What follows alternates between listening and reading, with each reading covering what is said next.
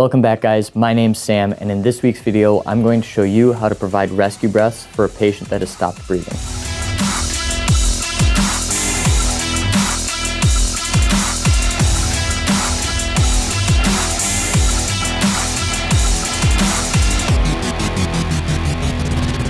Alright guys, so today's video is all about providing artificial ventilations. Before I go through some of the tools you can use to do this, I want to talk briefly about what it is exactly. So artificial ventilations are given to a patient that is apneic, which means not breathing on their own. Now this is sometimes associated with cardiac arrest, so when their heart stops, they'll stop breathing, and you have to give compressions and ventilations. Or it can sometimes be on its own. So the most common example of that would be someone that overdoses on an opiate such as heroin or fentanyl.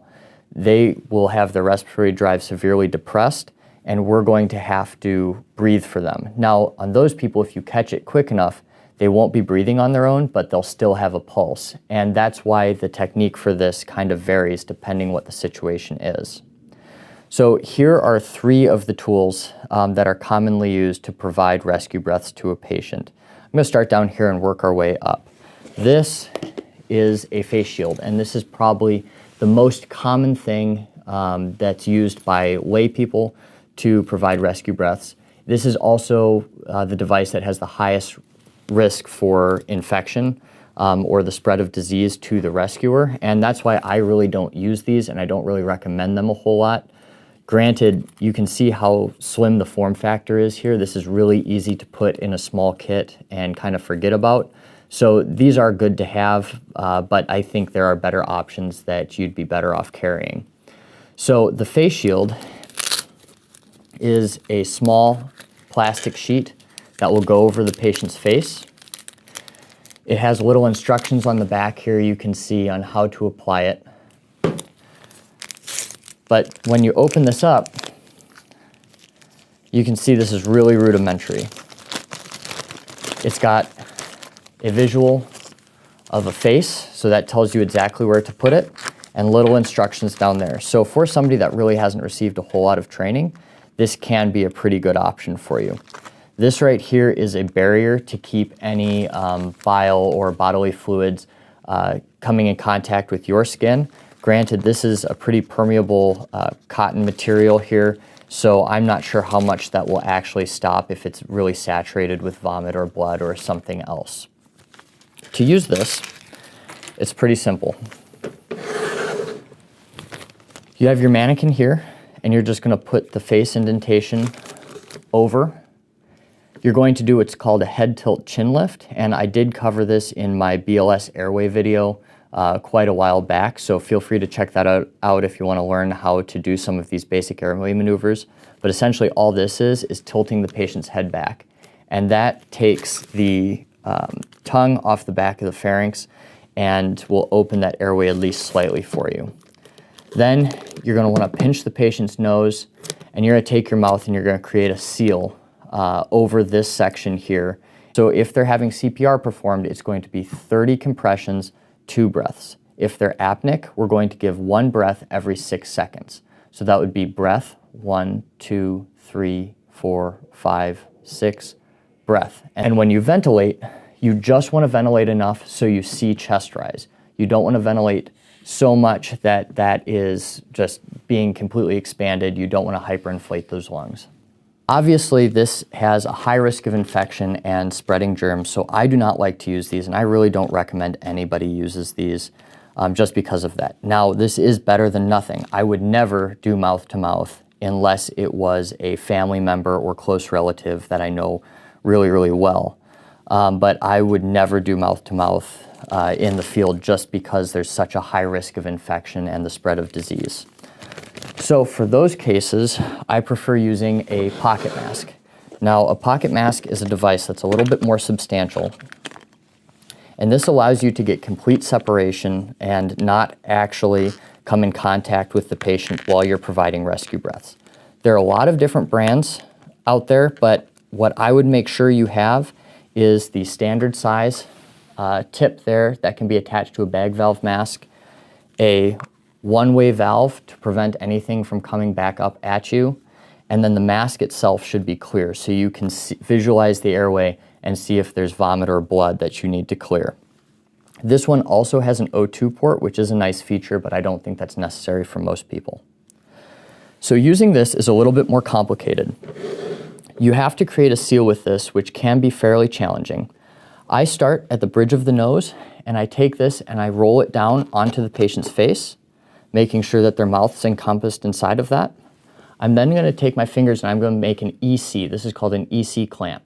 So my thumb and my pointer finger form the C, and these three fingers form the E. The C goes around the mask like that, and these four fingers grip under the jaw, and that gives me the ability to do a head tilt chin lift. You can take the other hand and you do the same thing, grip that just like that, form that seal, and then give your breaths.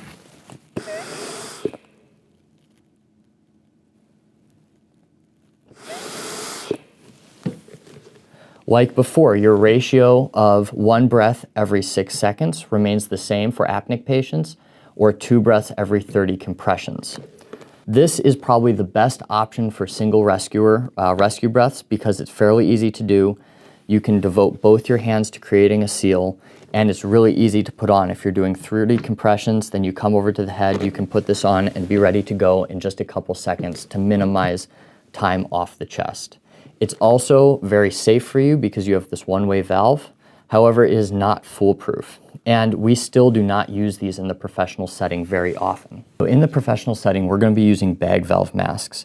Now, these offer the lowest risk of infection from the patient, and they also give us the ability to give a high concentration of oxygen to those patients. In both the face shield and the pocket mask, we're only giving them about 16% oxygen because that's about all we expire. But with this, we can give them up to 100% if we have an O2 tank present. So this is the Pocket BVM, and this is a very compact bag valve mask. I use this in all my kits. It's a great device. Generally speaking, hospitals will have the full BVM and it won't be compact at all, and you can see how this would not fit in a kit very well. So if you're looking to carry a bag valve mask, I would carry something like this. It's a lot more compact, it's protected in this case, and it is really high quality. So link for these is down in the description below. Now to open this, we just pull the cap off and the BVM comes out. You can see this one comes with some O2 tubing. If we do have a tank, we can connect that to it. If you're just a layperson and you're not going to have an O2 tank, then you can actually get this without this option. It's just a little bit cheaper. Once it's expanded, you can see it's roughly the same as the other bag you saw. And the technique for this is very similar to the pocket mask.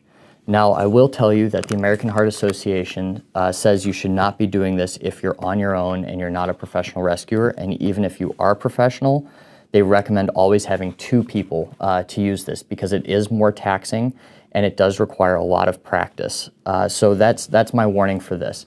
Now, I do this enough where I can get a very good seal and ventilate very effectively with the bag valve mask.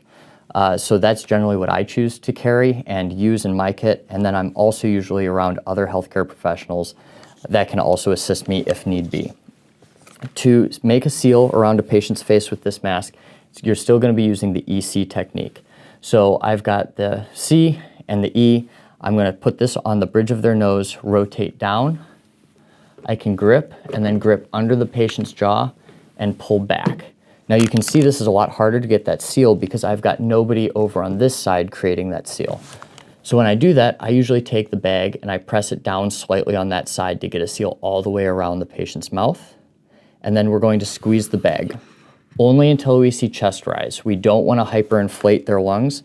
This is a pretty big reservoir, so we don't need to keep this all the way deflated when we give them a breath, only until we see that chest rise. All right, so for a quick recap, rescue breaths are used in 2 main situations, and the first is going to be if somebody's in cardiac arrest, you're going to be giving 2 rescue breaths every 30 compressions. The second is going to be if somebody's apneic, which means if they're not breathing. If somebody's not breathing but they still have a pulse, we're going to give 1 rescue breath every 6 seconds. When you give a rescue breath, it should last about 1 second for each breath, and you're only going to give enough air to see the chest rise. You don't want to hyperinflate the lungs. If you have questions about anything I've talked about today, please leave them in the comments down below. I've left links to all of these products down in the description so you can check those out, and I will see you next week.